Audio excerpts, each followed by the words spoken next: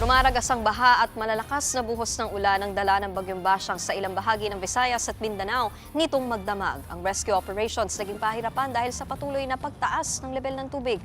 Para bigyan tayo ng updates, live mula sa Tandag City sa Surigao del Sur. Aniya sa frontline sa balita si Bril Montalvo ng News 5 Mindanao. Bril, kamusta na ang sitwasyon dyan? Kamusta kayo?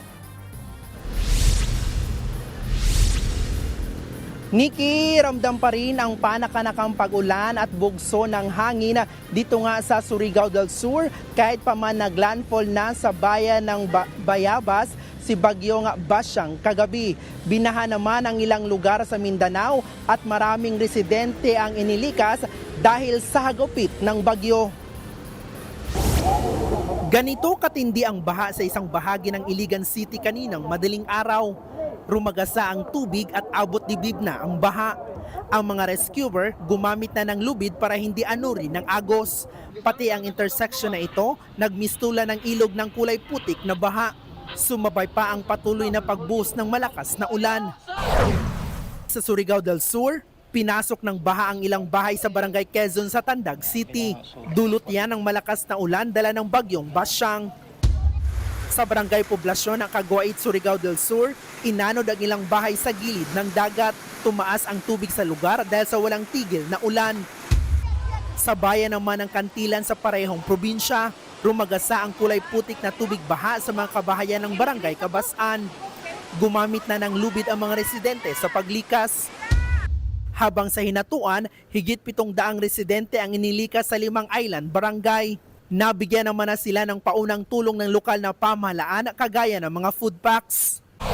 Sa Surigao City naman sa Surigao del Norte, nabuwal ang isang puno ng akasya sa Amat Street matapos ang pag-ulan na may kasamang malakas na hangin. Nadaganan nito ang 3 sasakyan na nakaparada sa gilid ng kalsada. Wala namang nasaktan.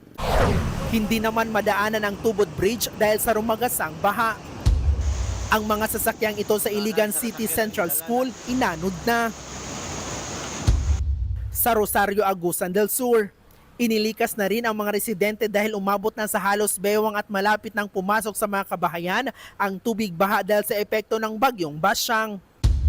Sa El Salvador City, Misamis Oriental, ilang kabahayan ang nadaganan ng puno ng niyog dahil sa malakas na hangin at walang tigil na pag-ulan. Isang residente ang nasaktan. Agad namang nagsagawa ng clearing operation sa lugar ang LGU. Sa Hingoog City sa parehong probinsya, inilikas ng mga tauhan ng Philippine Red Cross ang mga residente dahil sa walang tigil na pag-ulan.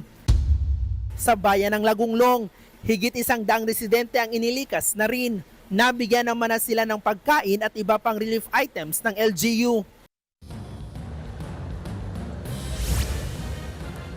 Nikki, ibinaba na sa signal number 1 ang ilang bayan dito sa Surigao del Sur na nasa signal number 2 kahapon. Aabot naman sa higit 400 residente ang inilikas sa bayan ng Bayabas kung saan naglandfall kagabi ang Bagyong Basyang. Samantala, Nikki, sa datos ng Office of Civil Defense, mayroong naitalang 4 na nasawi sa landslide sa Barangay Agusan sa Cagayan de Oro City. Nikki. Yan ang Express Report ni Bril Montalvo ng News 5 Mindanao. Mga kapatid, Nikki de Guzman po. Para sa pasada ng mga rumaratsyadang balita, mag-follow at mag-subscribe na sa social media pages ng News 5.